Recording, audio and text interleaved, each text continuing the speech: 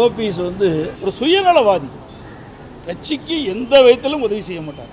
நாடாளுமன்ற தேர்தலாவது அவர் வந்து இந்த கட்சிக்கு இணக்கமாக இருப்பார், விசுவாசமாக இருப்பார்னு பார்த்தா ராமநாதபுரத்தில் நாடாளுமன்றத்தில் எங்களுடைய வேட்பாளர் கட்டளை ஏற்று போட்டிருக்கார்.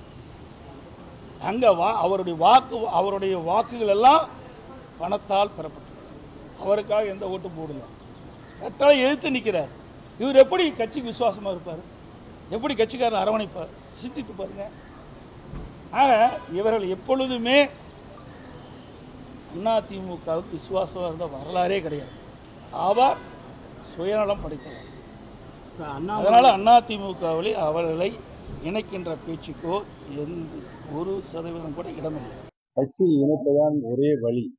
நடைபெற இருக்கின்ற ஊரக உள்ளாட்சி தேர்தலில் வெற்றி பெற வேண்டும், அதற்கு பின்னால் நடைபெறுகின்ற சட்டமன்ற தேர்தலில் வெற்றி பெற வேண்டும் சொன்னால் கட்சி இணையாமல் அது சாத்தியம் இல்லை என்பதுதான் என்னுடைய தனிப்பட்ட கருத்து மட்டுமல்லாமல் பொதுமக்களுடைய கருத்தாகவும் கட்சியினுடைய அடிப்படை தொண்டர்களுடைய கருத்தாகவும் இருக்கிறது. ஒன்றிணைந்தால்தான் ஒரு வலு என்ற அடிப்படையில்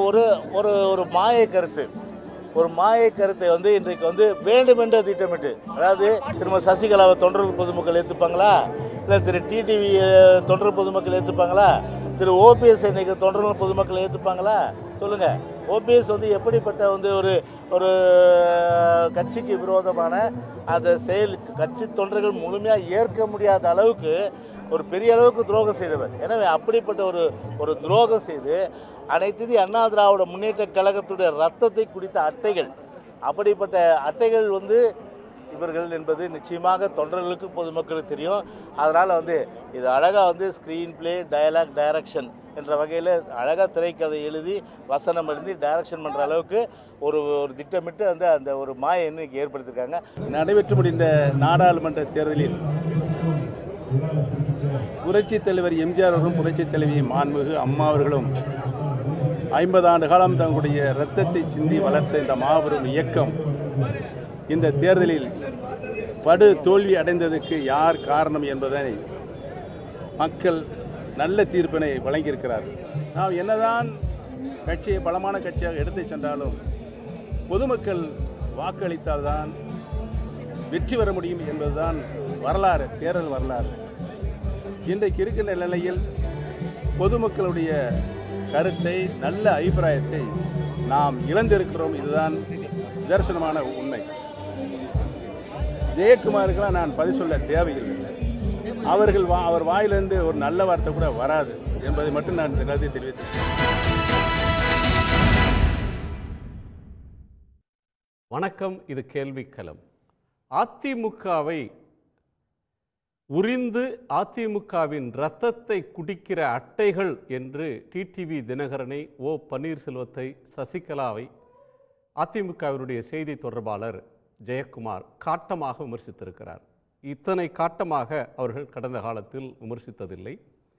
குறிப்பாக அதிமுகவில் குழப்பம் இருக்கிறது, எல்லோரும் ஒன்றிணைய வேண்டும் என்று அதிமுகவில் இருப்பவர்களே குரல் கொடுக்கிறார்கள் என்று உறுதிப்படுத்தப்படாத வதந்தி கிளம்பியதன் பின்னணியில் அப்படியான பேச்சுக்கள் எதற்கும் இடமில்லை என்று திரு எடப்பாடி பழனிசாமி அவர்கள் தலைமையிலான அதிமுக திட்டவட்டமாக நிராகரித்திருக்கிறது.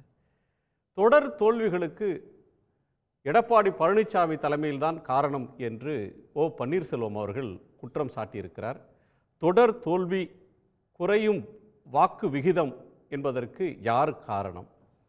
அதிமுகவை கடந்த காலத்தில் பலவீனப்படுத்த முயற்சித்தவர்கள், வெளியில் இருக்கக்கூடிய சக்திகள் மீண்டும் அப்படியான ஒரு தன்மையை, தந்திரத்தை கையில் எடுத்திருக்கிறார்கள். எல்லோரும் சேர்ந்தால், சசிகலாவோ தினகரனோ ஓபிஎஸ்ஓ சேர்ந்தால் கட்சி பலமாகிவிடும், இப்போது பலவீனமாக இருக்கிறது என்ற ஒரு கருத்தே திட்டமிட்டு விதைக்கப்படக்கூடிய மாய தோற்றம், மாய சித்திரம் என்று ஜெயக்குமார் விமர்சித்திருக்கிறார். இதிலிருந்து நாம் எடுத்துக்கொள்ள வேண்டிய ஓர் அம்சம், அதிமுக என்கிற கட்சி இப்போது இருக்கக்கூடிய அமைப்பில் இவர்களுக்கு இடமில்லை என்று எடப்பாடி தரப்பு திட்டவட்டமாக சொல்லியிருக்கிறது. அடுத்து என்ன? இணைப்பை ஏன் வலியுறுத்துகிறார்? தனி கட்சி நடத்த முடியாததால் அமமுகவோ அல்லது ஓபிஎஸ்ஓ தனி கட்சி நடத்தி தனி தலைவர்களாக அதிமுகவை கையில் எடுக்க முடியாததால் மீண்டும் அதிமுகவில் ஒரு இடம் தேடுவதற்காக இந்த வழியை தேர்ந்தெடுத்திருக்கிறார்களா என்கிற பல கோணங்கள் இதில் இருக்கின்றன. நாம் விவாதிக்கப் போகிறோம். நம்மோடு மதிமுகவினுடைய செய்தி தொடர்பாளர் திரு காரை செல்வராஜ், மூத்த பத்திரிகையாளர் திரு அருள் எழிலன், விமர்சகர் திரு கலை, அரசியல் விமர்சகர் திரு ரவீந்திரன் துரைசாமி, அதிமுக ஒருங்கிணைப்பு குழுவின் முன்னாள் நாடாளுமன்ற உறுப்பினர் திரு கேசி பழனிசாமி அவர்கள். அனைவருக்கும் வணக்கம். நான் ஃப்ரெஷ்ஷாக அருள் எழிலனுடைய ஒரு புது பார்வையை கேட்க விரும்புகிறேன். இது ரொம்ப பழைய எபிசோடு, ஆனால் புது எபிசோடு மாதிரி தினந்தோறும் இது போயிட்டுருக்கு. இந்த எபிசோடு கூவத்தூர்லேருந்து ஸ்டார்ட் பண்ணிச்சு அப்படின்னு சொல்லலாம். எடப்பாடி பழனிசாமி அவர்கள் முதல்வரான பின்னர் ரொம்ப கான்சியஸாக அந்த கட்சியை தன்வயப்படுத்தி கொண்டார். அது அவரோட திறமை தான், அவரோட வெற்றி தான், அதை நாம் குறை சொல்லலை. ஆனால் அதிமுக பிளவுபட்டிருக்கிறது, அதை ஒருங்கிணைக்க வேண்டும் அப்படின்னு முயன்றவங்க யாருன்னா வித்யாசாகர் ராவ் தான் முதல்ல முயன்றது. பழைய கவர்னர். அதுக்கு பிறகு துக்ளக் குருமூர்த்தி இவரு இணைக்க முயன்றார். இப்போ அதிமுகவோட இணைப்புக்கு பின்னால் ஆர்எஸ்எஸ் இருக்கிறது அப்படின்றது பரவலான டாக்கா இருக்கு. அதாவது பிஜேபி இருக்குது அப்படின்றது. இப்போ அதிமுக இணைய வேண்டும் அப்படின்னு சொல்றவங்க சொல்லக்கூடிய கருத்து என்ன அப்படின்னா, நாடாளுமன்ற தேர்தலில் இவர்கள் படுதோல்வி அடைந்து விட்டார்கள், 7 தொகுதியில் கட்சி டெபாசிட் இழந்துடுச்சு, அதனால எங்களையும் கட்சியில் சேர்த்துக்கணும் அப்படின்னு ஓபிஎஸ், சசிகலா, தினகரன் உள்ளிட்ட பலரும் சொல்றாங்க.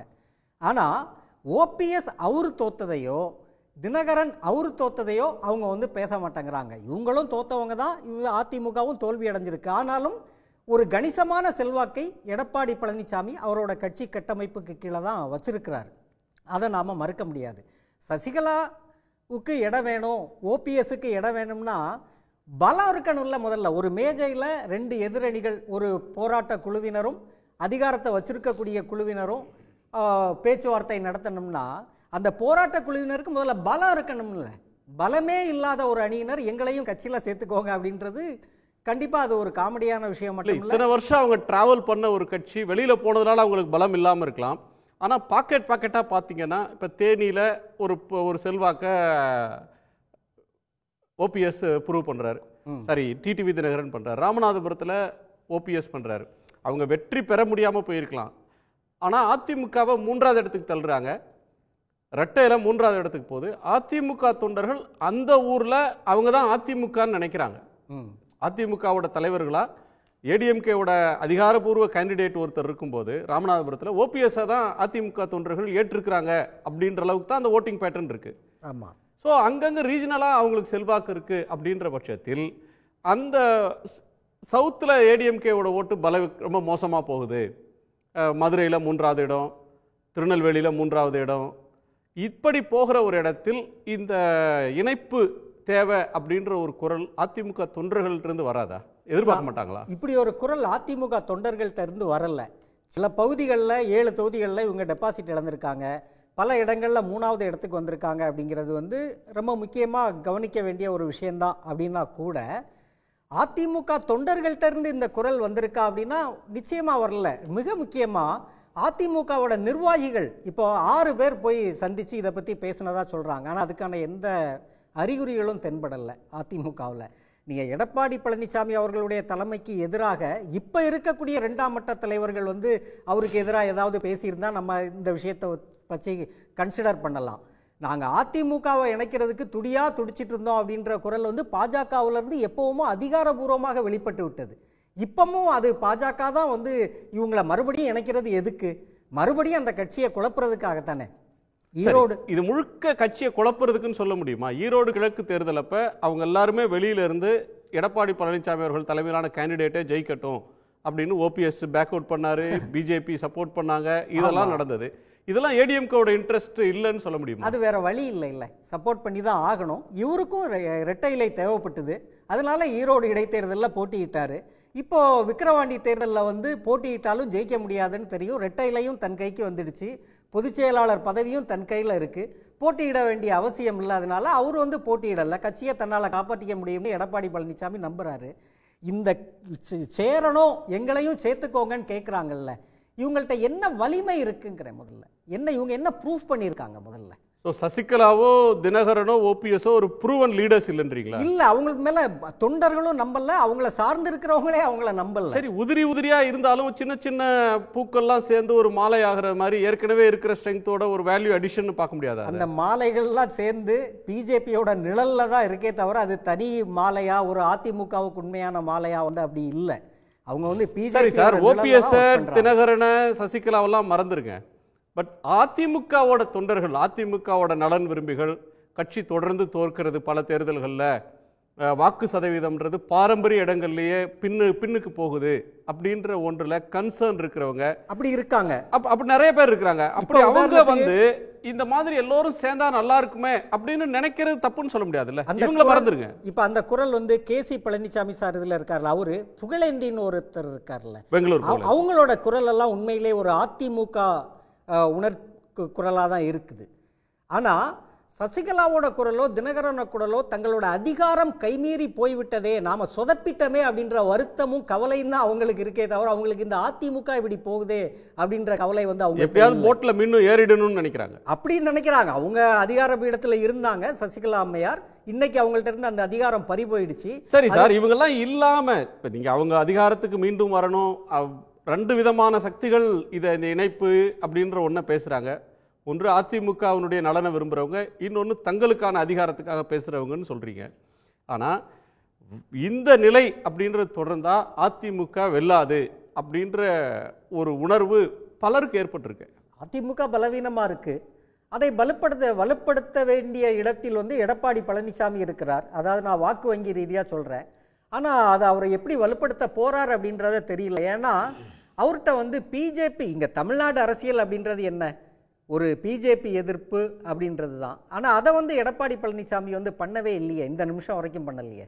அவர் அண்ணாமலையை திட்டுறாரு, ஜெயக்குமார் அண்ணாமலையை திட்டுவார், தனி நபர்களை திட்டுவாங்களே தவிர ஒரு தமிழ்நாட்டுக்கு இவ்வளோ, இப்போ உதாரணத்துக்கு இந்த புதிய சட்ட திருத்தங்களை அமல்படுத்தினாங்கல்ல, புதிய சட்டங்களை, இந்த சட்டங்கள் தொடர்பாக ஒரே ஒரு அறிக்கை ஏதோ வெளியிட்டாங்கன்னு நினைக்கிறேன். ஒரு ட்விட்டர், ஒரு அறிக்கை, ஒரு அதிமுக அவ்வளவுதான். ஆனா நியாயமா தமிழ்நாட்டு நலனுக்காக போராட்டம் எல்லா இடத்துலையும் இல்ல, அதெல்லாமே ரொம்ப கண்டுடைப்புக்காக நடத்தப்பட்ட சம்பிரதாயத்துக்கு. கப்பலூர் சுங்கச்சாவடியில போய் இவ்வளவு பெரிய போராட்டம் நடத்துறீங்க, 7 மணி நேரம் நடத்துறீங்க, 7 மணி நேரம் நடத்துறீங்கல்ல. தமிழ்நாட்டின் இது ஒட்டுமொத்த இந்தியாவின் தலையெழுத்தை பாதிக்கக்கூடிய புதிய சட்ட திருத்தங்களுக்கு ஏன் அதிமுக போராடல? ஏன் இவ்வளவு இங்க இவ்வளவு நிதிகளை வந்து சுருக்குறாங்களே பாஜக, அதுக்கு எதிராக ஏன் போராடல? அதுல எல்லாம் போராடாம நீட்டை நீங்க ஒழிச்சிருங்க பார்ப்போம் அப்படின்னு மாநில அரசை பார்த்து கேட்காங்க. அவங்களுக்கு தெரியும் என்னோட முதலாளி மோடி நீட்டை ஒழிக்க அனுமதிக்க மாட்டாரு, நீ ஒழிச்சிருவியா பார்ப்போம், நீ தான் தேர்தலில் வாக்குறுதி கொடுத்த எல்லாம். அது எவ்வளவு மோசமான விஷயம். இதை தமிழ்நாடு வாக்காளர்கள் புரிஞ்சிக்காம இருப்பாங்கன்னு நீங்க நம்புறீங்களா? நான் நம்பல. தமிழ்நாட்டு நலன்களுக்காக உண்மையாகவே எடப்பாடி பழனிசாமி அவர்கள் போராட முன்வர வேண்டும். தமிழ்நாட்டு நலன்களுக்காக போராடுவது என்பது திமுகவுக்கு எதிராக போராடுவதும் கூட. ஆனால் அது மட்டுமே அல்ல.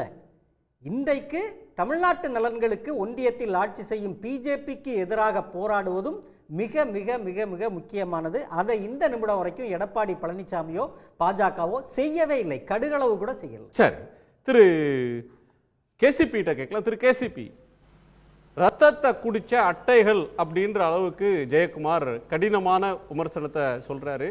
ஒரு மாய தோற்றம், அதிமுக பலவீனம் அடைந்ததை போலவும் இவங்கெல்லாம் சேர்ந்தா ஜெயிச்சுன்றது மாதிரியும் ஒரு மாய தோற்றத்தை ஏற்படுத்துறாங்க. அதிமுக குழப்பம் இருப்பது மாதிரி ஒரு செயற்கையா வதந்தி பரப்பி செய்யறாங்கன்னு ஜெயக்குமார் கடிந்திருக்கிறார், வேதனைப்பட்டிருக்கிறாரு.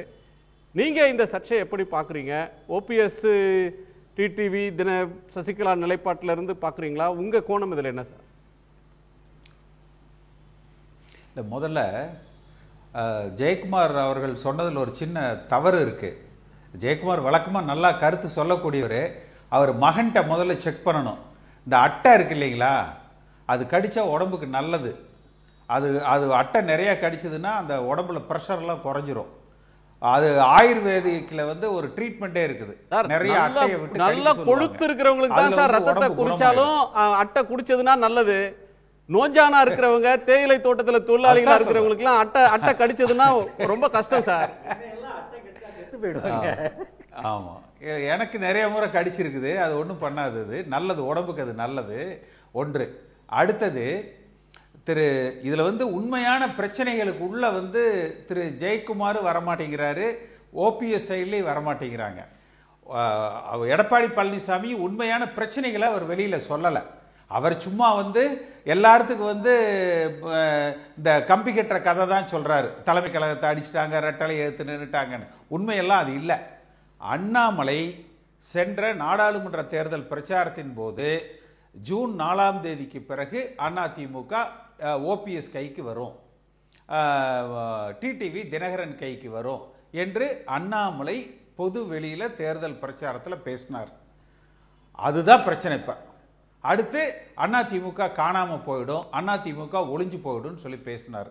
அப்ப எடப்பாடி பழனிசாமி எங்க பயப்படுறாருன்னா, ஒருவேளை இவர்களை எல்லாம் சேர்த்துனால் மீண்டும் அவர்கள் கட்சிக்குள்ள வந்து மத்தியில் இருக்கிற பாஜக ஆதரவோடு அல்லது அண்ணாமலையின் ஆதரவோடு மீண்டும் தலைமை பதவிக்கான யுத்தம் வந்துவிடும். அதனால வந்து தேர்தலில் ஜெயிக்குதோ தோற்குதோ அது இரண்டாம் பட்சம். தன்னுடைய தலைமையை தக்க வைத்துக் கொள்வதற்கு இவர்களை நம்ம வந்து சேர்த்த கூடாதுன்னு அப்படி அவர் நினைச்சா அது சரிதானே? கேசிபி தன்னுடைய லீடர்ஷிப்புக்கான சேலஞ்சா நீங்க பாக்குறாருன்னு சொல்றீங்க. அதிமுக ப்ரூவன் லீடர் இன்னைக்கு அவர் தான். இன்னைக்கு இருக்கிற ஏதேனும் ஒரு வாக்கு சதவீதம் அந்த கட்சிக்கு இருக்கு, 20 இருக்கு, 25 இருக்குன்னு எந்த சதவீதம் இருந்தாலும் இன்னைக்கு அவர் தான் வந்து ஃபர்ஸ்ட் அமங் ஈக்குவல்ஸ். இவர்களால போய் எந்த ஓட்டு சதவீதத்தையும் அவங்க ப்ரூவ் பண்ணல. அவங்க நலனை அவங்க கிட்ட அதிமுக போறத பிஜேபி விரும்புது, அதை வெளிப்படையாவே பிஜேபி சொல்லுது. அப்படி இருக்கும்போது அவங்கள என்டர்டெயின் பண்ணக்கூடாது அப்படின்னு ஒரு ஸ்டாண்ட் அவர் எடுத்தா அது அதிமுக நலன்லயும் சேர்ந்து இருக்கிற நடவடிக்கை தானே அது. அதாவது பாஜகவிலேயே அண்ணாமலை எதிர்ப்பாளர்கள் வந்து எடப்பாடி பழனிசாமியை ஆதரிக்கிறாங்க, அண்ணாமலை ஆதரவாளர்கள் ஓபிஎஸ் தினகரன் சசிகலா இவங்களை வந்து ஆதரிக்கிறாங்க. ஆனா பாரதிய ஜனதா கட்சியினுடைய முக்கோண கதையா இருக்கே சார். இதுக்கு வந்து ஒயிட் அண்ட் பிளாக்கா இல்ல போல் இருக்கே.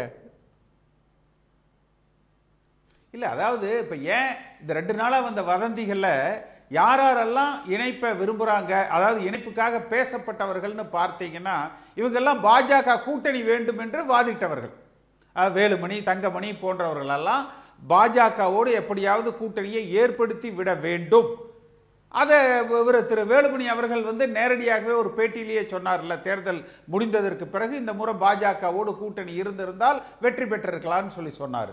அப்ப இந்த இடத்துல தான் நம்ம டாட்டர் லைன்ஸை கனெக்ட் பண்ணணும். அப்ப ஃப்ரண்ட்ல சொல்றது இணைப்புங்கிறது, ஆனா அதன் பின்னணியில இருக்கிறது பாஜக அதிமுகவை பிளவுபடுத்திடும். இந்த வழக்கில் இருக்கிற இந்த முன்னாள் அமைச்சர்கள் இப்ப எடப்பாடி பழனிசாமி அவர்கள்ட்ட பேசுவதாக சொல்பவர்களும் கூட நாளை பாஜகவின் அழுத்தத்துக்கு பணிந்து விடுவார்கள் என்கிற அந்த பயம்தான். ஆனா இதுக்காக இப்ப எல்லா இடத்துலையும் ரிஸ்க் இருக்குது. அப்ப எடப்பாடி பழனிசாமி, இதுக்கு தான் நான் ஒரு தீர்வு சொன்னேன். எடப்பாடி பழனிசாமியே பொதுச் செயலாளராக இருக்கட்டும், எடப்பாடி பழனிசாமியே முதலமைச்சர் வேட்பாளராக இருக்கட்டும், எடப்பாடி பழனிசாமியே அந்த ஏ ஃபார்ம் பி ஃபார்ம்ல கையெழுத்து போடுகிற தனி அதிகாரத்தையும் வைத்துக் கொள்ளட்டும். இதுக்கு அந்த மாதிரி அவர் தனக்கு வேண்டிய பாதுகாப்புகளை தேடிக்கொண்டு, ஆனா அதே சமயத்தில் கட்சிக்கு தலைவராக மட்டும் இருந்தால் போதும் என்பது ஒரு தலைவருக்குரிய தகுதி அல்ல. தான் தலைமை பொறுப்பு வகிக்கிற கட்சிக்கு வெற்றியை தேடி தர வேண்டும். இப்ப நீங்களே சொன்னீங்க, அவர் நண்பர் அருள் சொன்னாரு, அதாவது எடப்பாடி பழனிசாமிக்கு ஒரு ப்ரூவன் ட்ராக் ரெக்கார்டு இருக்குன்னு. இப்ப ஜே அணி பிரிஞ்ச பொழுது ஜே அணியில 25% வாக்குகளும் 27 சீட்டு ஜெயிச்சாங்க. அது வந்து சேவல் சின்னத்தில் நின்று, அது ப்ரூவன் ட்ராக் ரெக்கார்டு. அணி 9% வாக்குகள் தான் வந்து பெற்றாங்க, அது ப்ரூவன் ட்ராக் ரெக்கார்டு. ஆனா இன்றைக்கு இருப்பது பாஜக ஆதரவோடு திரு ஓபிஎஸ் அவர்கள் ஒரு கணிசமான வாக்கு பெற்றிருக்கிறார், டிடிவி கணிசமான வாக்குகளை பெற்றிருக்கிறார். இந்த பக்கம் ரெட்டலை சின்னத்தோடு அதிமுக என்கிற கட்சி 20% வாக்குகளை பெற்றிருக்குது. இதற்கு எடப்பாடி பழனிசாமி சாதனையாளர்னு பார்க்க கூடாது. 44% வாக்குகளை 20% குறைத்ததற்கு காரணமானவர் திரு எடப்பாடி பழனிசாமி. அதிமுகவுடைய வலிமை என்பது எம்ஜிஆர் காலத்தில், அம்மா காலத்தில் சொல்வதே யார் வேட்பாளர் என்று பார்க்க மாட்டாங்க. எம்ஜிஆர் எல்லாம் சொல்றதே 234 தொகுதிகளில் நானே வேட்பாளர் போய் வேலை செய்யுங்க அவ்வளவுதான். இன்னும் தமாசா சொல்லுவாங்க, ஆடு மாடு யாரை நிறுத்தி வச்சாலும் கொட்டுனா பூரா ரட்டளையா இருக்கும். இதுதான் அதிமுகவுக்கு உண்டான பெயர். ஆனால் இன்றைக்கு அந்த வாக்கு வங்கி ஒரு மாபெரும் சிதைவை சந்தித்திருக்கிறது. அந்த சிதைவுக்கு காரணம் அதாவது அந்த பர்செப்ஷன் பாலிடிக்ஸ்ல அதிமுக லேகிங் ஆகுது. அப்ப எடப்பாடி பழனிசாமி என்ன நினைக்கிறாரு, திமுக வென்றாலும் பரவாயில்ல, அண்ணாமலை தோத்துறணும். ஏன்னா அவர் தானே சொன்னாரு, அண்ணாமலை 50,000 ஓட்டு குறைச்சு வாங்கிட்டாருன்னு சந்தோஷப்படுறாரு. ஆனால் முதலிடம் பெற்ற அதிமுக 3வது இடத்துக்கும், 3வது இடம் பெற்ற திமுக முதல் இடத்துக்கும் 2 லட்சம் வாக்குகள் அதிமுக வாக்குகள் திமுகவுக்கு சென்றதை பத்தி அவர் வருத்தப்படல. இப்ப கூட நீங்க உங்க தொலைக்காட்சியில போட்டு காமிச்சீங்க. அவர் என்ன சொல்றாரு, ராமநாதபுரத்துல ஓபிஎஸ் அதிக வாக்கு வாங்கிட்டாரு, அது பாஜக வாங்கினது, பணம் கொடுத்து வாங்கினதுன்னு. ஏன் அதிமுக அந்த இடத்துல ஜெயிக்க முடியல? 8% தான். ஆனா சேலத்துல 38%.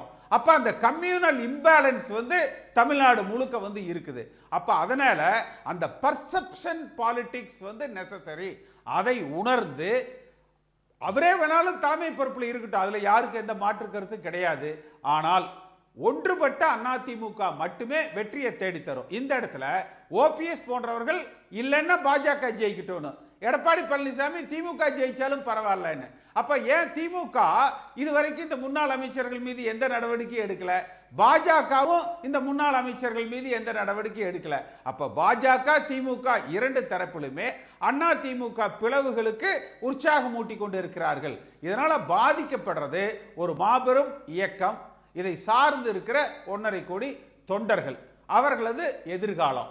அதுதான் என் போன்றவர்கள் நினைப்பது என்னன்னா, இது எல்லாத்தையும் பேலன்ஸ் பண்ணி எல்லோருமே வேண்டும், அனைவரையும் ஒருங்கிணைக்கப்பட வேண்டும், மீண்டும் ஆளுகிற கட்சியாக அதிமுக வரணும், திமுகவை எதிர்க்கணும், அதே சமயத்தில் பாஜகவையும் கடுமையாக எதிர்க்கிற சக்தியாக அதிமுக ஒரு பாயிண்ட் சமீபத்தில் தலைமையை அப்படியே வச்சுக்கிட்டு சின்ன லெவல்ல வேணா என்டர்டெயின் பண்ணலாம் அப்படின்னு சொல்ல வர்றீங்க. அதற்கு ஸ்கோப் இருக்கா அப்படின்ற கோணத்தை மற்றவங்களுடைய கருத்தை கேட்டல. சாரி, சின்ன லெவல்ல என்டர்டெயின் பண்ணலாம்னு நான் சொல்ல வரல. அவர்களுக்கு தேவையான அங்கீகாரத்தை கொடுக்கலாம். ஆனால் எடப்பாடி பழனிசாமி தனக்கு தேவையான பாதுகாப்புகளை செய்து கொள்ளலாம் சட்ட ரீதியாக. தான் சார், வேட்பாளர் தேர்வுல அவர் முடிவு பண்ணலாம், வேட்பு மனுல கையெழுத்து சின்னத்துக்கு கையெழுத்து போடுற அதிகாரத்தை அவர் வச்சுக்கலாம்னா டெக்னிக்கலா கட்சி தலைமை அவர்கிட்ட இருக்கும் அப்படின்னு சொல்றீங்க. அதை மற்றவங்க ஏற்றுக்கொள்வாங்களா, என்ன டேர்ம்ஸ்குள்ள வருவாங்க அப்படின்றது ஒன்று இருக்கு. இவங்க யாருமே வேணான்ற முடிவுக்கு அவர் எக்ஸ்ட்ரீமா போறாரு. அவர் முடிவில் எந்த தளர்ச்சியும் இல்லை, தயக்கமும் இல்லை, தடுமாற்றம் இல்லை. மற்றவங்க தான் வெளியில இருக்கிறவங்க தான் ஒற்றுமைன்னு பேசிட்டு இருக்கிறாங்க. நான் மற்ற ஒற்றுமைன்றது சாத்தியமா அப்படின்ற ஒரு கோணத்துக்கும் போலாம். திரு ரவீந்திரன் துரைசாமி, உங்க பார்வை இதில் என்ன சார்? இந்த பிரச்சனை 2026 சட்டமன்ற தேர்தலை மையமாக வச்சு இப்பொழுதே எழுப்பப்படக்கூடிய பிரச்சனை. இதற்கு இன்னும் 20 மாதங்கள் இருக்குது. காஃபியா டாஃபியான்னு இது ஜவ்வா இழுத்து கொண்டு தான் போகும். இதில் எடப்பாடி பழனிசாமி தன் நிலைப்பாட்டில் அவர் தெளிவாக இருக்கிறார். அவர் இது ரெட்டலையில் நான் பிரச்சாரம் பண்ணி நான் எடுத்த ஓட்டு எனக்கான ஓட்டுங்கிறத அவர் சொல்கிறார். இந்த இடத்துல இவங்கள்ட்ட முதல்ல சேர தயாருங்கிறத சொன்னால், இப்போ கேசி பழனிசாமி சொன்னார் இல்லையா, அதே மாதிரி யாரும் சேர மாட்டாங்க. அது கேசி பழனிசாமி மற்றவங்களுக்கு அவர் சூரிட்டி கொடுக்க முடியாது. கேசி பழனிசாமி அவர் விருப்பப்படி வேணா அப்படி சேராமல் இருக்கலாம்.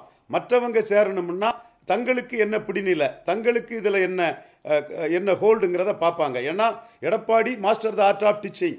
இது தமிழகமே அறிஞ்ச உண்மை. சசிகலா விஷயம்னாலும் சரி, மோடி விஷயத்தில் கூட நான் உங்க விவாதத்திலே சொன்னேன், மோடியை இவர்கிட்ட ஏமாந்து நிற்கக்கூடிய சூழல் வரும். மோடி ஏமாறக்கூடாது அலர்ட் பண்ணியிருக்கேன். துரோகம் பண்ணிடுவாருன்னு சொல்றீங்க. அவர் சொல்றது கட்சி தொண்டர்களுடைய விருப்பம், கட்சியினுடைய விருப்பம் ஏடிஎம்கே பிஜேபியோட போகக்கூடாது, அந்த முடிவை தான் நான் பிரதிபலிச்சேன் அப்படின்னு சொல்றாரு. அந்த முடிவுல இன்னைக்கும் உறுதியா இருக்கிறாரு. சசிகலா ஜானகி அம்மையார் மாதிரி வெளியில இருந்து கட்சி நல்லா இருக்கட்டும் சொல்லட்டும்ன்றாரு. அதிமுக 4 வருடத்துக்கு முன்பு இருந்த அதிமுக இன்னைக்கு இல்ல. அதிமுக வேற. 4 வருஷத்துக்கு முன்னாடி இருந்த பழனிசாமி இல்ல.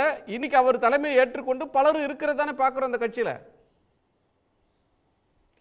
கண்டிப்பா அவர் 18% கிறிஸ்தவ முஸ்லீம் வாக்கால தான் 2021 தான் தோல்வியடைந்தேன்னு முழுமையாக கருதுறதுனால அவர் மீண்டும் பிஜேபி கிட்ட வரமாட்டாருங்கிற கருத்தை நானும் தெளிவாகவே சொன்னேன். அதில் எனக்கு மாறுபட்ட கருத்து இல்லை. அவர் நிலைப்பாட்டில் இருப்பார். ஒரு பெரும்பான்மை தமிழ் சமுதாயத்தை சேர்ந்த எடப்பாடி பழனிசாமி மோடி கிட்ட சரண்டர் ஆக மாட்டாருங்கிற கருத்தை தான் நான் சொன்னேன். நான் மாஸ்டர் த ஆர்ட் ஆஃப் டீச்சிங்னு நான் ஏன் சொன்னேன்னா, ரெட்டையிலை வாங்கிட்டு அவர் மோடியை விட்டு விலகிடுவாருங்கிறத நான் ப்ரிடிக்ட் பண்ணங்கிற அடிப்படையில் தான் மீண்டும் மளிகை கடையில் வாங்குறாங்களா, ஏதாவது ஒரு பொருள் யார்ட்டையாவது வந்து கைமாத்து கொடுத்தது வாங்குறாங்களா? அவங்க கட்சி சின்னம், அவங்க கட்சி பொதுக்குழு அவங்களை என்டார்ஸ் பண்ணது, அவங்க வாங்குறாங்க. அவங்களுக்கு they are rightfully entitled to it.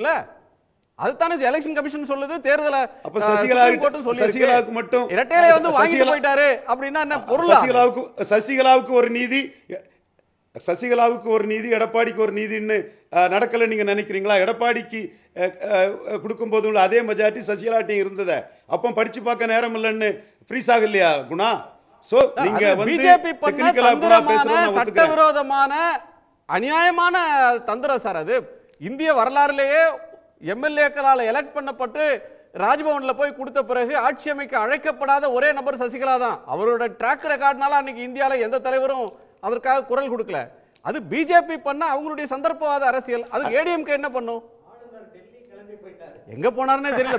சென்னைக்கே வரல, கோயம்புத்தூர். அடுத்து சசிகலா தாண்டி 99% தமிழகமே சசிகலாவை நம்பி அப்படியே என்னமோ ஜெயலலிதாவோட பெரிய தலைவர்னு சொல்லும் போது கவர்னர் வரமாட்டாரு, பதவியேற்பு நடக்காதுன்னு சொன்னவன் நாங்கிறதையும் குணா கிட்ட நான் செல்ஃப் ரிலேஷன் சொல்லிக்கிட்டேன். பதில் சரியா தவறா டெக்னிக்கலா ஜெயலலிதாவுக்கு ஒரு நீதி சசிகலாவுக்கு ஒரு நீதி நடந்ததாங்கிற விவாதத்தை குணா எடுத்தா குணாவுக்கு ஆர்குமெண்ட்ல உள்ள நியாயத்தை நான் ஒத்துக்கிறேன். அதே புள்ளியில தான் நான் வந்து பிராக்டிக்கல் பொலிட்டிக்ஸில் எடப்பாடி பழனிசாமி அப்படி செய்தா அவர் கூட்டணி வைக்க மாட்டார், 18% கிறிஸ்தவ முஸ்லீம் வாக்குகளை தான் பெருசா கருதுவாருங்கிற ஒரு யதார்த்த ஒரு அரசியலை சொன்னேன். டெக்னிக்கலா குணா சொல்லக்கூடிய பாயிண்டை நான் மறுத்து பேச விரும்பல. எனிவே இப்பொழுது அவர் வந்து அந்த 18% கிறிஸ்தவ முஸ்லீம் வாக்குகளுக்காக பாஜகவுடன் கைகோர்த்தால் தோல்வியை தழுவும் என்று அவர் உறுதியாக கருதுகிறார்.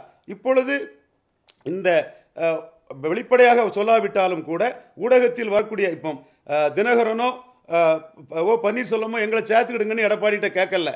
இதையும் நம்ம ஆன் ரெக்கார்ட் ஏற்கனவே பேசினவங்க இதை வந்து அப்படி சொன்னாங்களாங்கிறத வெரிஃபை பண்ணி தான் பேசுறது கரெக்டாக இருக்கும்னு நினைக்கிறேன். பட் ஊடகங்களில் உள்ள செய்திகள் அதிமுக ஒன்றாக இருக்கணும், அப்பொழுதுதான் திராவிட இயக்கம் தலைக்கும் அல்லது ஒரு திராவிட இயக்கம் அழிந்து போய்விடும். அண்ணாமலை தலைமையிலான தேசிய ஜனநாயக கூட்டணிக்கும் எடப்பாடி பழனிசாமி தலைமையிலான அதிமுக அணிக்கும் உள்ள வித்தியாசம் 5% தான். இந்த வித்தியாசம்தான் புரட்சி தலைவி ஜெயலலிதா அம்மையாருக்கும் முத்தமிழறிஞர் கலைஞருக்கும் 2009 ஆண்டுகளில் இருந்தது. அதே வித்தியாசம் இப்போ இருக்கும்போது பேலன்சிங் ஓட்டாக 4வது ஒரு 8% வாக்கும் இருக்கும்போது அதிமுக 3வது இடம் போய்விடுமோ, அண்ணாமலை எமர்ஜ் ஆகிவிடுமோ என்று கருதக்கூடிய நபர்களால் இந்த அதிமுக ஒற்றுமை என்று பேசப்படுகிறது. இந்த ஒற்றுமையை பேசக்கூடிய தலைவர்கள் யாருமே எடப்பாடி தலைமை என்றோ எடப்பாடியை ஏற்றுக்கொள்வோம் என்றோ கேசி பழனிசாமி அவர்கள் சொன்னது போல் சொல்லவில்லை என்பதுதான் நான் இந்த பத்திரிகைகளில் செய்திகளை படித்து வரும்போது தெளிவாக பார்க்கிறேன். தலைமை பதவியிலிருந்து நீக்கிட்டு வேற ஒருத்தரை தலைமையில கொண்டு வரணும்னு சசிகலாவோ டிடிவியோ தினகரனோ அல்லது அவங்களை பேக் பண்ற பிஜேபியோ நினைக்குதா? அதுக்கு ஏடிஎம்கே ஒத்துக்குமா? இன்னைக்கு இருக்கிற ஏடிஎம்கே இல்ல,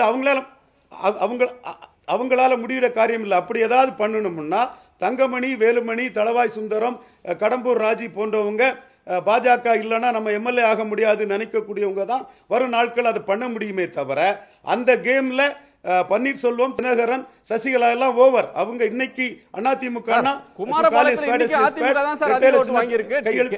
தங்கமணி ஜெயிக்கிறதுக்கு பிஜேபி தேவையில்லையே, அவருக்கு ரெட்டையில போதுமே.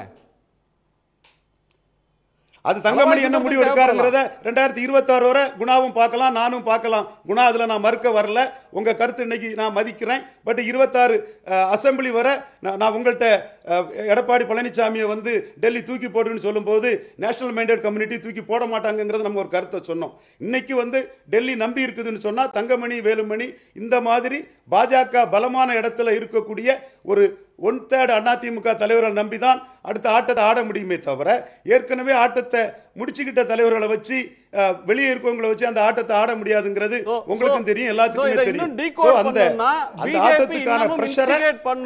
அதாவது ஓபிஎஸ் வச்சு முயற்சி பண்ணாங்க, கிளிக் ஆகல. தினகரன் பெருசா எடுபடல, சசிகலாவுக்கும் பெருசா வேல்யூ இல்ல. ஸோ ஏடிஎம்கேக்கு உள்ள இருக்கக்கூடிய 2ஆம் கட்ட தலைவர்களை பகடைக்காயாவோ அல்லது அவங்களுடைய துருப்பு சீட்டா எடுத்து இன்னொரு ரவுண்ட் ஆடி பார்ப்பாங்க அப்படின்னு சொல்ல வரீங்களா? அதான் குணா, அவங்க சக்சீட் ஆயிருக்காங்க. 5% தான் அதிமுக அணிக்கும் அண்ணாமலை தலைமையிலான தேசிய ஜனநாயக கூட்டணிக்கும் வித்தியாசம். ஏன்னா பாமக கேண்டிடேட்டே அண்ணாமலை அனௌன்ஸ் பண்றாரு. அந்த அளவுக்கு அவருக்கு ஒரு தலைமை இங்க கிடைச்சிருக்குது. இதை மீண்டும் இவங்க பலப்பெற்று அவரை 3வது தள்ளணும்னா பாஜக ஆதரவு சக்திகள் கூட்டணி சார்பில் பிஎம்கே போட்டியிடும் சொன்னாங்க. பிஎம்கே கேண்டிடேட்டை பிஎம்கே தான் அறிவிச்சது. பட் பிஎம்கே இன்டாக்டா என்டிஏல இருக்காங்க. 14ஆம் தேதி காமராஜ் பிறந்தனால என்டிஏ கட்சிகள் ஒன்னா நடத்துறாங்க. அதே மாதிரி அதிமுக அலைன்ஸ்லயும் தேமுதிக ஒன்னா இருக்காங்க. 2 அலைன்ஸுக்கு இடையில டிஃபரன்ஸ் 5% தான். இது 5 குறைச்சி இவங்க 2ஆம் இடத்துக்கு வரணும்னா அலைன்ஸ்ல இருந்து தேமுதிகவை எடுக்கலாம், அதிமுகவில் ஒரு பிரச்சனையை உருவாக்கலாம். அது இன்னைக்கு 20 மாசம் இருக்குது. அந்த 20 மாசத்துல இதுதான் ஓடும். என் தம்பி அருள் அலிலன் ரொம்ப சிறப்பான கருத்துக்களை சொன்னாப்புல ஒரு விஷயத்துல என் தம்பி கிட்ட நான் மாறுபடுறேன். இணைச்சி ஒன்றும் தேராதுங்கிறது பாஜகவுக்கே தெரியும். 2019 எடப்பாடி ஆதரிச்சு எடுத்ததை விட எடப்பாடி இல்லாம அண்ணாமலை அதிக வாக்கு எடுத்திருக்கிறார் கோயம்புத்தூர்ல. எடப்பாடிக்கு ஓட் டிரான்ஸ்பரிங் கெப்பாசிட்டி கிடையாது. அவரால் ஓட் டிரான்ஸ்பர் பண்ணி புதிய தமிழகத்தை ஜெயிக்க வைக்க முடியல, முபாரக்கை ஜெயிக்க வைக்க முடியல, தேமுதிகவை ஜெயிக்க வைக்க முடியல. அதனால தான் இவர் தலைமையில நாமக்கல்ல 1% வாய்ப்பு இல்ல. தென்காசியில உங்களுக்கு தெரியும், 2 கேண்டிடேட்டையும் ஜான் பாண்டியன் அண்ட் கிருஷ்ணசாமியின் 2 கேண்டிடேட் அறிவிக்கப்பட்ட உடனே அது போலரைஸ் ஆகும். அது வெற்றியை நோக்கி போகாதுன்றது எல்லாருக்கும் தெரியும்.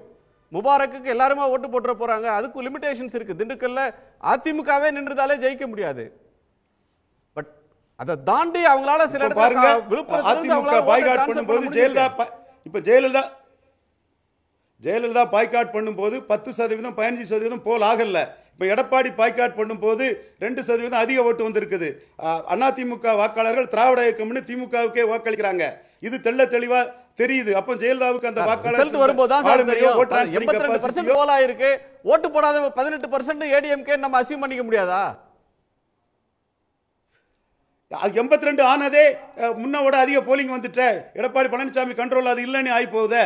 முன்னோட அதிகம் பேர் ஓட்டு போடும் போது ஏற்கனவே எப்போதும் ஓட்டு போடாதவங்களை விட 2% அதிகம் வந்து ஓட்டு போட்டிருக்காங்கன்னா எப்போதும் ஓட்டு போடக்கூடிய அதிமுக காரங்க ஓட்டு போட்டிருக்காங்க. எடப்பாடி சொல்லி அதிமுக தொண்டர்கள் கேட்கலங்கிறதா இப்போ தெள்ள தெளிவா வருது. ரிசல்ட்லயும் பாருங்க. அதிமுக தேர்தலை புறக்கணிக்குதுன்னாரு. டெக்னிக்கலி ஏடிஎம்கே வேட்பாளரை நிறுத்தல. கட்சியோட நிர்வாகிகள் வேணா ஓட்டு போட போக மாட்டாங்க. ஆதரவாளர்கள், பொதுமக்கள், அனுதாபிகள் ஓட்டு போடுறது யாரும் தவிர்க்க முடியாது. ஒரே நிமிஷம் திரு கேசிபி குறுக்கிட விரும்பினார். ஒரு நிமிஷம் திரு கேசிபி. இதே மாதிரி தொண்டாமுத்தூர்ல ஜெயலலிதா புறக்கணிக்கும் போது ஓட்டு சதவீதம் குறைஞ்சது. இப்ப இருக்கு இல்ல, ரெட்டையில ஓட்டு உதயசூரியனுக்கு போகும். மீண்டும் சொல்றேன், திமுக அணி தலைவர் ஸ்டாலின் கொடுக்கிறது MP post, MLA post. Edappadi கிட்ட போனா டெபாசிட் தான் கஷ்டப்படணுங்கிறது எல்லா கட்சிகளுக்கும் தெரியும். ஆனால் இவர் நினைக்கிற மாதிரி கூட்டணி எல்லாம் அமைச்சுக்கிட மாட்டார். நன்றி நன்றி. ஒரு நிமிஷம் கேசிபி குறுக்கிடுறார். கேசிபி. அதாவது திரு ரவீந்திரன் துரைசாமி சொன்னாரு, ஓ பன்னீர்செல்வமோ திருமதி சசிகலாவோ இணைப்புக்காக எங்கேயும் கேட்கல என்று சொன்னாரு. இந்த நிபந்தனைகளுக்கு அவர்கள் உட்பட மாட்டாங்கன்னு சொன்னாரு. ஓ பன்னீர்செல்வம் பொது வெளியில சொன்னார், எந்த தியாகத்துக்கும் நான் தயார். இதை சொன்னவர் ஓ பன்னீர்செல்வம்.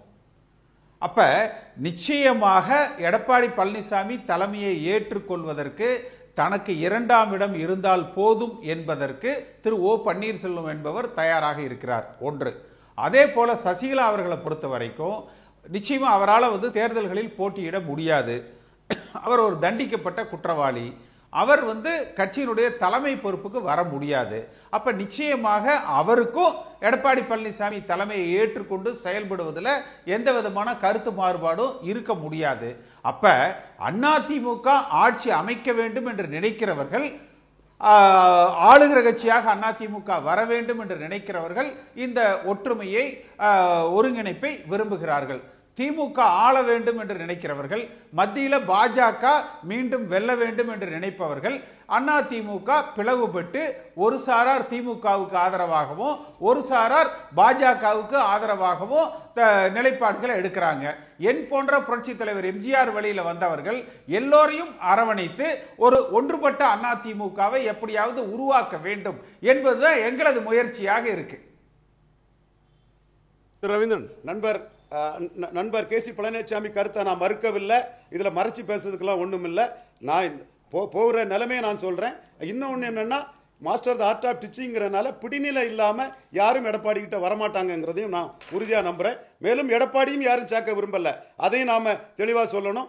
நாம் பிரச்சாரம் பண்ணி எடுத்த ஓட்டுன்னு அவரும் தெளிவாக இருக்கிறார்.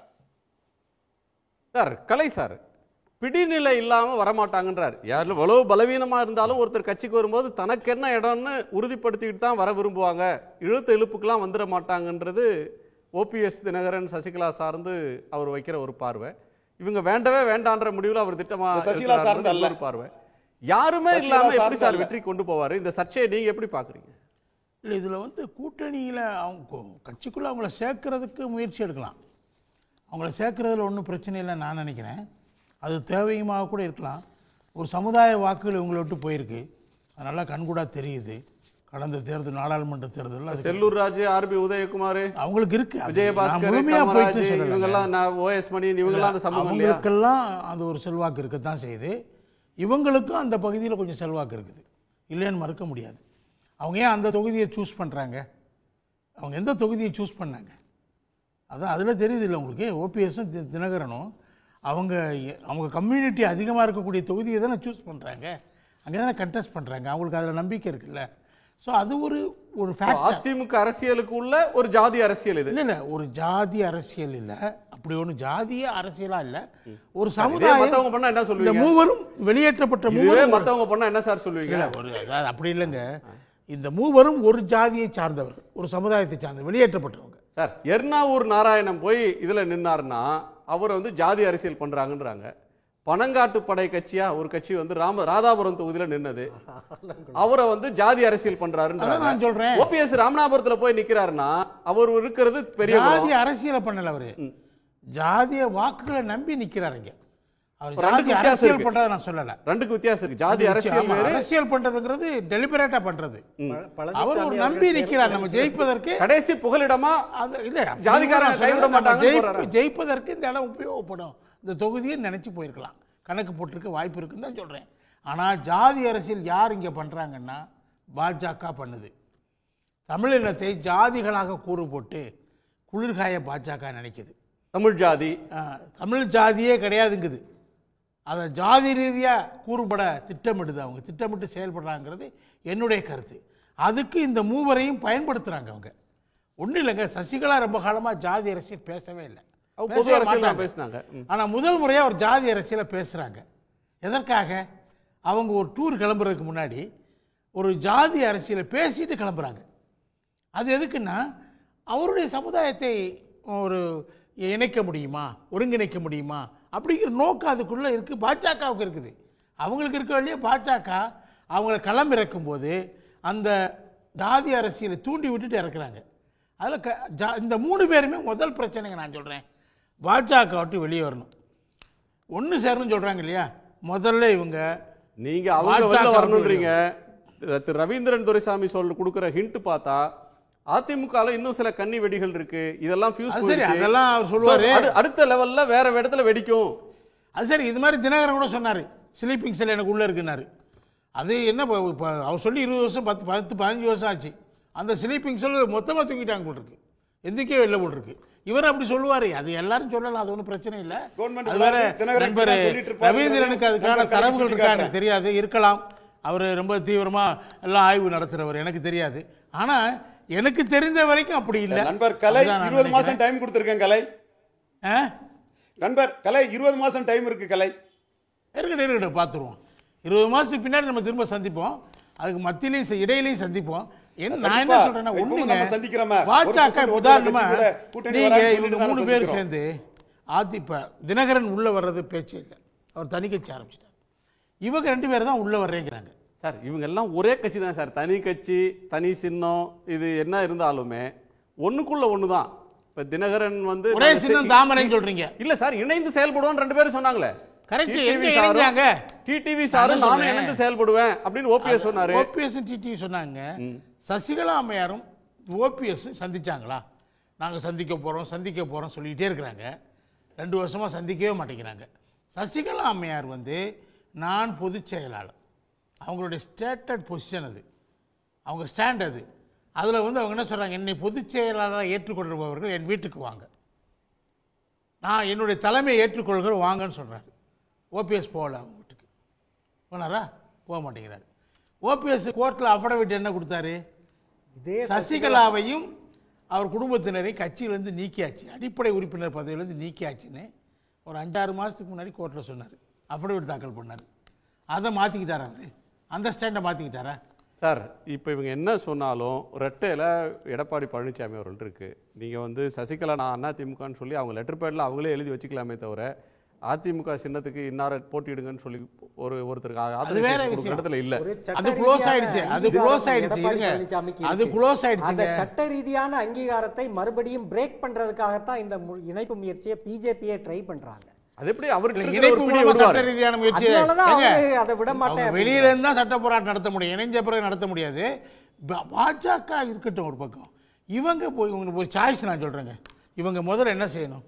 எடப்பாடி அவர்கள் எந்த காலத்திலையும் அவருடைய ஒரு பொசிஷனை விட்டு தரமாட்டார், நிச்சயமாக தரமாட்டார். ஏன்னா அவருக்கு கட்சியில் எல்லா மட்டத்திலையும் அவருக்கு ஆதரவு இருக்குது. இந்த தோல்விக்கு பின்னாடி கூட ஒரு நிர்வாகி கூட வெளியே போகல. எம்ஜிஆர் காலத்தில் வெளியே போனாங்க, ஹோப்லெஸ் ஆயிட்டாங்களே சார். மீண்டும் மீண்டும் அதிமுக பலவீனம் ஆயிடுச்சு, வாக்கு வங்கி இதாயிடுச்சு, 3வது இடத்துக்கு பல தொகுதியில் போயிட்டாங்க அப்படின்னு சொல்றதும், முன்னாடி திமுக இல்ல மீது அதிருப்தி என்றால் அந்த மொத்த ஓட்டும் அதிமுகவுக்கு வந்தது.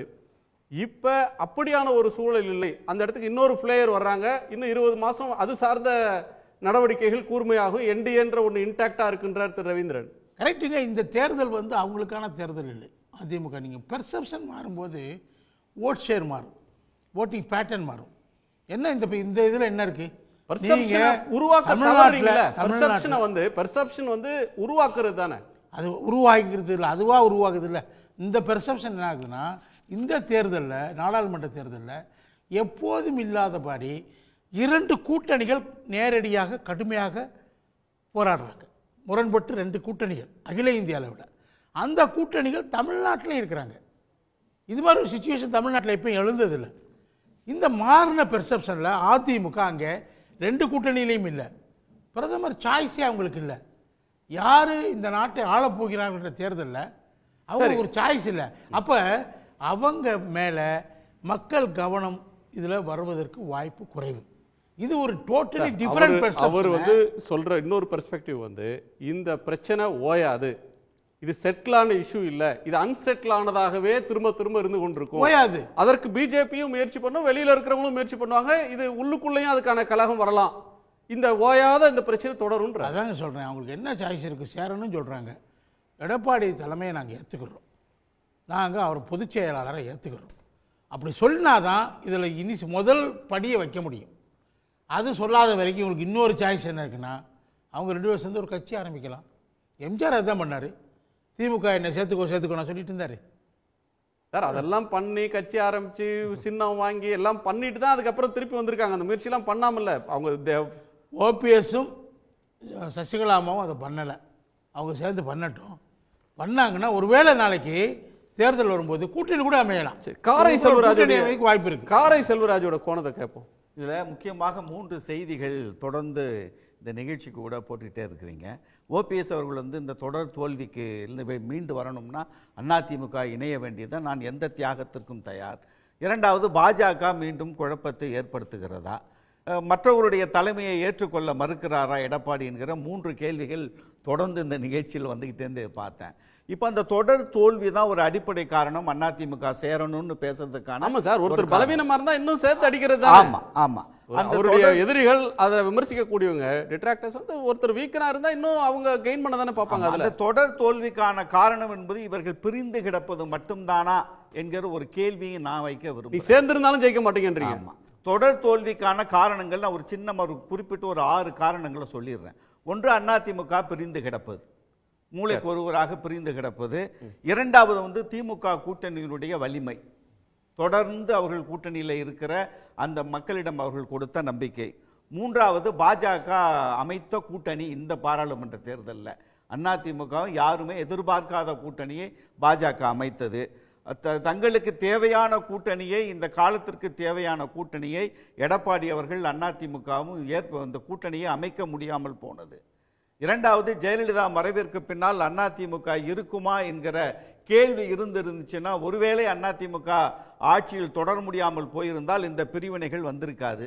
4.5 ஆண்டு காலம் எடப்பாடி அவர்கள் தொடர்ந்து முதல்வராக இருந்ததற்கு பின்னால் ஒட்டுமொத்த அதிமுக தொண்டர்களும் அவர் பின்னால் வந்ததற்கு பிறகு தன்னை மீறிய தலைவன் எவரும் இங்கே வந்துவிடக்கூடாது என்பதிலே அவர் கண்ணும் கருத்துமாக இருப்பதுதான் இவர்கள் பிரிந்து போனதற்கான ஒரு அடிப்படை காரணம்.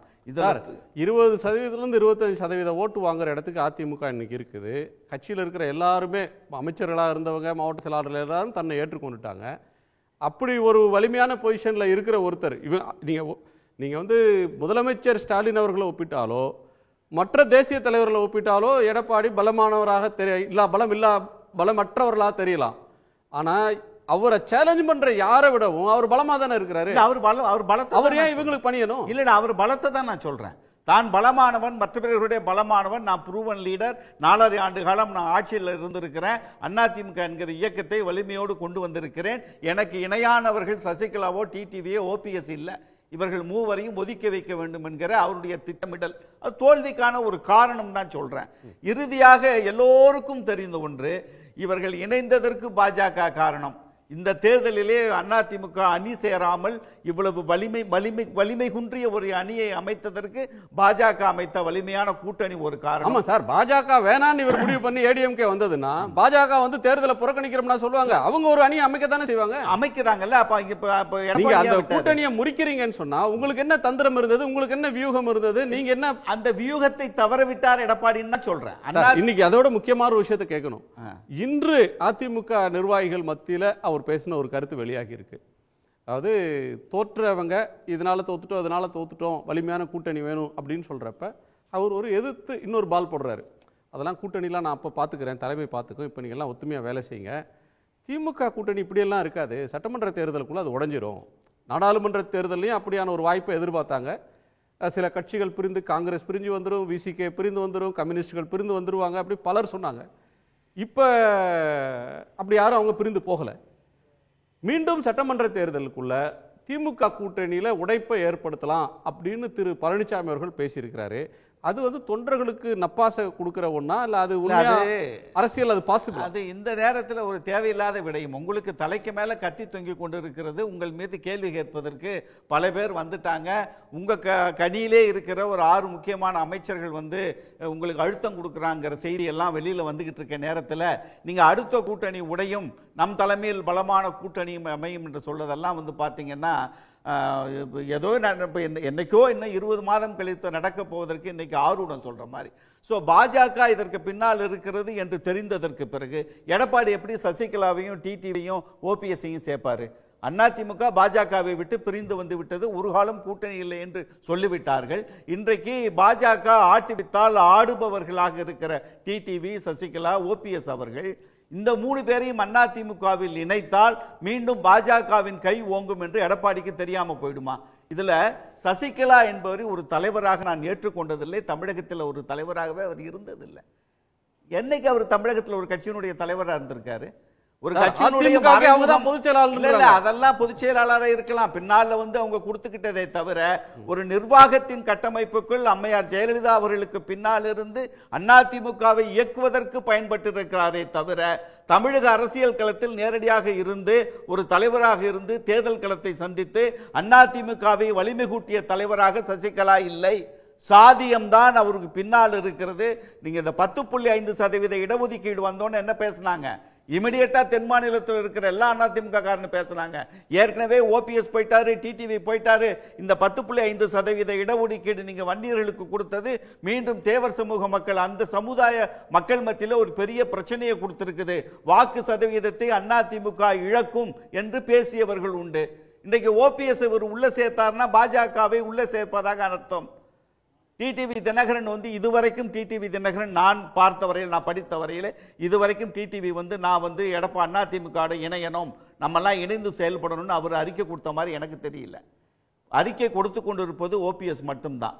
ஆனால் ஓபிஎஸ் என்ன நம்பிக்கை பாஜக ஒரு காம்பினேஷன் பேக்கேஜ் சார், அது அந்த பேக்கேஜ் எல்லாம் வேலைக்கு ஆகுதுங்க. தனித்து ஒரு கட்சின்னு வச்சிருக்கீங்கல்ல நீங்க, அம்மா மக்கள் முன்னேற்ற கழகம் என்கிற ஒரு இயக்கத்தை நடத்தி கொண்டிருக்கீங்கல்ல. ஒரு 2.7 ஒரு 3% வாக்குகளை வாங்குகிற அளவுக்கு கடந்த 2-3 தேர்தல்கள் நின்று உங்களை தலைவனா நீங்க ப்ரூவ் பண்ணிருக்கீங்க.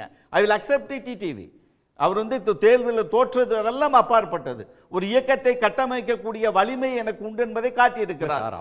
அந்த தேர்தலே என்ன சொன்னாரு, ஓபிஎஸ் நானும் ஒண்ணுதான், 2 பேரும் சேர்ந்துதான் முடிவெடுப்போம், 2 பேரும் வந்து வெவ்வேறு முடிவுகள்லாம் எடுக்க மாட்டோம் அப்படின்னு சொன்னாரு. இணைந்துதான்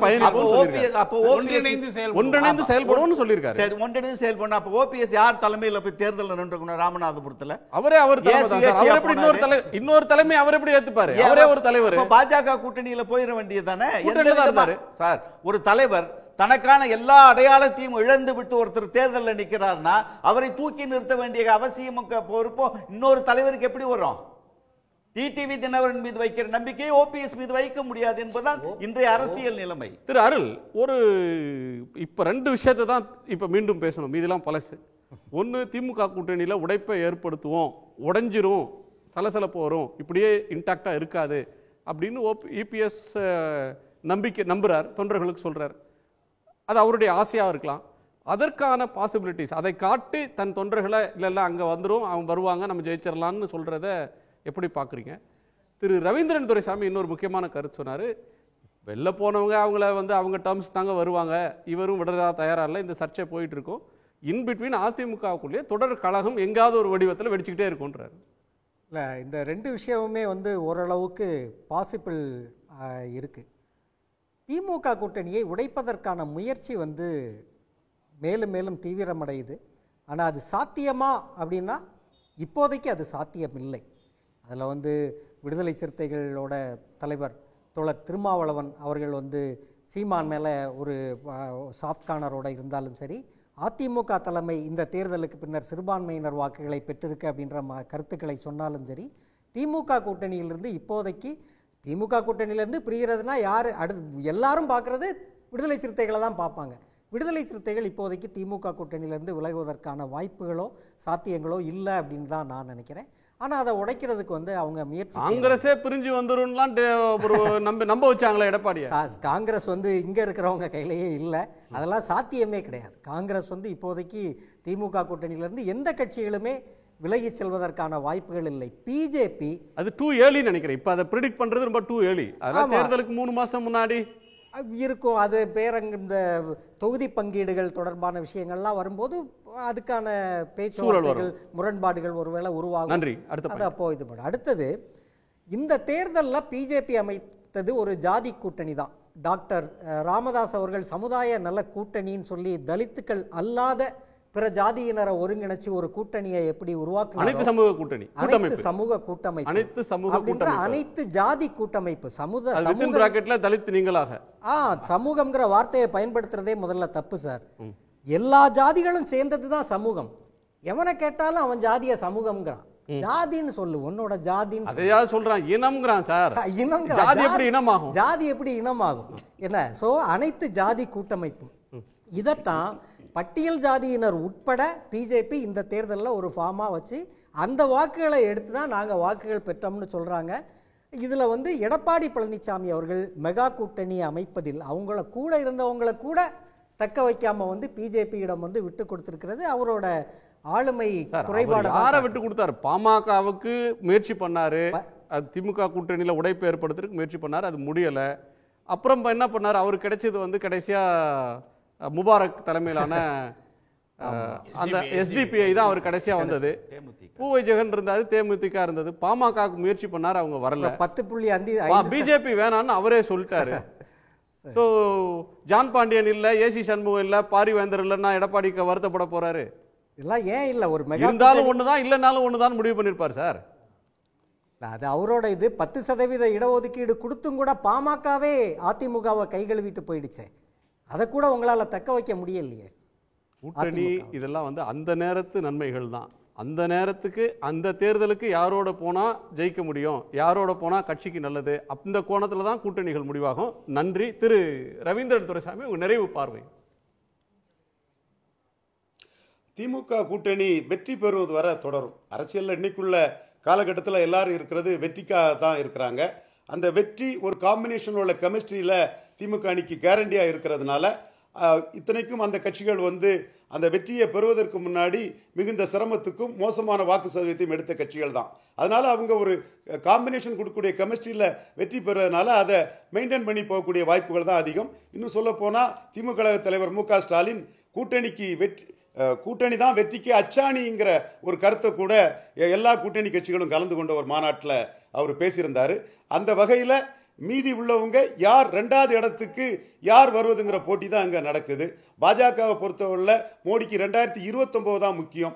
26, 29 எப்படி சாதிக்கணுங்கிறதுக்காக தான் 26 மோடி பயன்படுத்துவார். 26 எடப்பாடி பழனிசாமியை வீக்கன் பண்ணிக்கிட்டு ரெண்டாவது இடத்துக்கு வர்றதுக்கு பாஜக அனைத்து முயற்சிகளையும், தேசிய ஜனநாயக கூட்டணி அனைத்து முயற்சிகளையும் எடுக்கும்.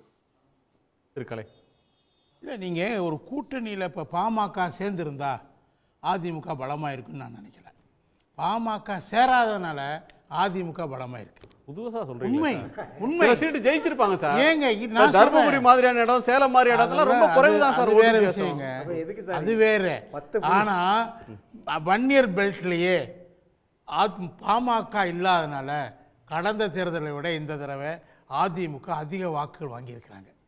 அதிமுக கடந்த தேர்தல் 2019 சொல்றேன், அதிகமான வாக்குகள் வாங்கின ஒரே பகுதி அந்த பெல்ட் தான் சார். ஆனா பாமக கூட்டணி இல்ல. விழுப்புரம், கடலூர், சிதம்பரம், கள்ளக்குறிச்சி, சேலம், நாமக்கல், தர்மபுரி, கொஞ்சம் ஈரோடு, இந்த தொகுதிகளில் தான் அதிமுக வலிமையான ஓட்டு வாங்கியிருக்கு. ஆமா, அதான் சொல்றேன். இதெல்லாம் பாமக பெல்ட். ஆனா பாமக கூட்டணி இல்ல. கூட்டணிலாம் வாங்க முடிஞ்சிருக்குல்ல. ஜெயிச்சிருப்பாங்களே சார். பாமக நீங்க பாமக சேர்ந்து ஜெயிச்சாங்களா? 2019 ஜெயிச்சாங்களா? ஒரு தொகுதி இந்த இடத்துல ஒரு தொகுதி ஜெயிச்சாங்களா?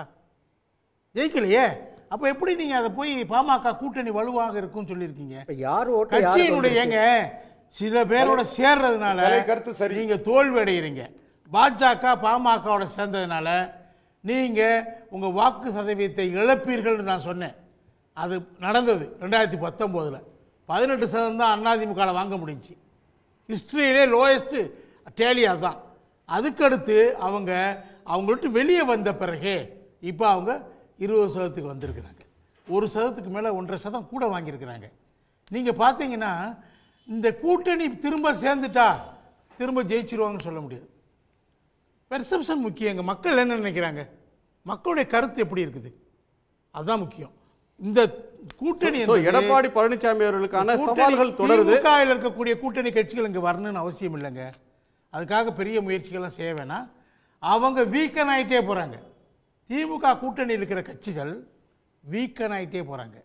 1%, 1/2% கட்சிகளாக 3/4% கட்சிகளாக மாறிட்டு இருக்கிறாங்க. அது அவங்க they are losing the strength. அதுதான் உண்மை. அதே கட்சிகள் அதிமுக வந்திருந்தாங்கிறது வேற. அது நீங்க கேட்கறது ஹைப்போதெட்டிக்கல் கொஸ்டின். அதுக்கு நான் பதில் சொல்ல முடியாது. ஆனா இப்ப இருக்கிற நிலைமை அவங்க வீக்கன் ஆகிட்டே இருக்கிறாங்க. That is the fact. அதுல நீங்க அது ஒரு பிரச்சனை இல்லை. மக்கள் என்ன நினைக்கிறாங்கிறது தான் பிரச்சனைங்க. இந்த ஆட்சி குறித்து மக்கள் என்ன நினைக்கிறாங்க, நீங்க அதை எதிர்க்கிற போராட்டம் நடத்துறீங்களா, அதை பயன்படுத்துறீங்களா, அந்த ஆட்சிக்கு எதிரான மக்கள் உணர்வுகளை நீங்க பயன்படுத்துறீங்களா, அது முக்கியம். ஆனா நான் என்ன சொல்றேன்னா, ஒரு சமுதாய வாக்குகள் பிரிஞ்சு போறது என்பது அதிமுகவுக்கு ஒரு பெரிய இழப்பு. அதை அவங்க எப்படி ஓவர் கம் பண்ண முடியுங்கிறது தான் பெரிய முக்கியமான விஷயம். அந்த சமுதாயத்தை அவங்க வென்றெடுக்க வேண்டும். அதற்கான முயற்சிகள் அவங்க தீவிரமாக இறங்கணும். அது அவங்களுக்கு வெற்றி. சமுதாயத்தை தமிழ் சமுதாயம் வாக்காளர்கள் நம்ம ஊரில் கன்னியாகுமரியிலேருந்து திருநெல்வேலியிலேருந்து நீங்கள் திருத்தணி வரையிலும் ஒரே பேட்டர்ன் தான். திமுக வேணா திமுக போடுவாங்க, திமுக வேண்டாம்னா அதிமுக போடுவாங்க. ஆட்சி மாற்றமாக தொடரணுமான்றதுல பெரிய நம்மளாம் ஹங் பார்லிமெண்ட்ல ஹங் அசம்பிளிலாம் நமக்கு வந்ததில்லை. இதுல அணி ஜாதி தான் தீர்மானிக்குது. ஒரு ஜாதி ஒட்டுமொத்தமா ஒரே மாதிரி ஓட்டு போடுது அப்படின்றதெல்லாம் என்ன தியரின்னு எனக்கு தெரியல. ஒட்டுமொத்தமா போடுறாங்க நான் சொல்லல. ஒரு சின்ன ட்ரிஃப்ட் ஆகுது, ஆயிருக்குது, அது உண்மை. நிறைவு பார்வை சுருக்கம் ஒரு லைன். எடப்பாடியார் அவர்கள் அதிமுகவினுடைய தலைவராக இருந்து இதே நிலை நீடிக்கிற வரையில் பாஜகவின் தலைவராக அண்ணாமலை தொடர்ந்து இதே மனநிலையோடு நீடிக்கிற வரையில் திமுக கூட்டணி இன்னும் வலிமையாக அனைத்து தேர்தலையும் சந்திக்கும். நன்றி. திமுக கூட்டணி உடைய போறதில்லை, நீங்களும் யாரும் சேர போறதில்லை, எதிரணியும் சேர போறதில்லைன்றீங்க. நன்றி. உங்க அனைவருக்கும் நன்றி. மீண்டும் சந்திப்போம். இது கேள்விக்களம், மக்களின் மேடை.